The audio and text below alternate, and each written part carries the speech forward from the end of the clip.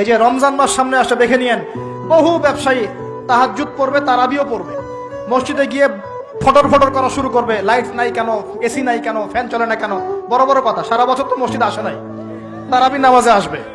আবার দেখবেন অনেকে সারাদিন তো মসজিদ নাই, জুমার দিনে যায়, জুমার দিনে গিয়ে বলে, এই ইমাম সাহেব ওটা করেন নাই কেন, এই মুয়াজ্জিন সাহেব এটা করেন নাই কেন।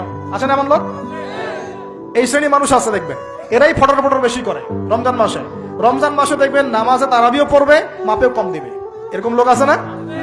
মাপে যারা কম দেয়, এই পাপের কারণে সমাজের মধ্যে দুর্ভিক্ষ নেমে আসে। আমাদের অর্থনৈতিক অবস্থা এমন জায়গায় দাঁড়িয়ে আছে না, দুর্ভিক্ষ যদি চলে আসে অবাক হওয়ার কিছু নাই। দুর্ভিক্ষ চলে আসলে আপনার অবাক হতে পারেন, আমি অবাক হব না।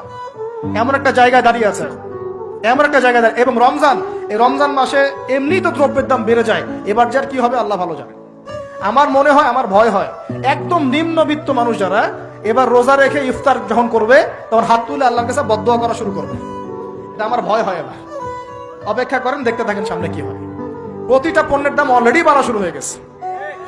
কিছু কিছু বৈশ্বিক কারণ আছে, এগুলোর কারণে যেমন বাড়ছে, আবার কিছু কিছু আমাদের নিজস্ব মানব সৃষ্ট কারণ আছে, এই কারণেও বাড়ছে। মানব সৃষ্ট কারণগুলো বুঝতে হলে আপনাকে বেসিক কিছু অর্থনীতি বুঝতে হবে। এটা পড়াশোনা করেন, দেখবেন আমি গত লেকচারে বলেছিলাম। আল্লাহ রাব্বুল আলামিন আমাদের সবাইকে হালাল খাওয়ার তৌফিক দান করুন। সমাধান কি তাহলে? সমাধান হচ্ছে অপচয় কমাতে হবে। 5টা খেজুরে ইফতার হয়ে গেলে 6 নম্বর খেজুর দান করে দেন, 6 নম্বর খেজুর দান করে দেন। সদকাগুলো বেশি বেশি বাড়িয়ে দেন। এই যে মানুষগুলো খেতে পারবে না, ওদের ঘরে ঘরে গিয়ে ইফতারগুলো পৌঁছে দেন, মাসের বাজার করে দেন।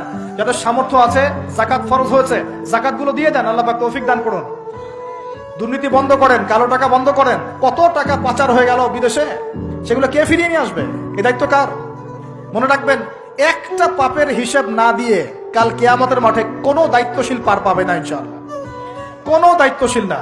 না, এই যে আমি লেকচার দিচ্ছি না, আল্লাহ পাক আমাকেও দাঁড় করাবেন। দাঁড় করায় বলবেন, তোমাকে আমি দিনের যে জ্ঞান দিয়েছিলাম সেই জ্ঞানের হক তুমি আদায় করেছো কিনা হিসাব দেওয়া।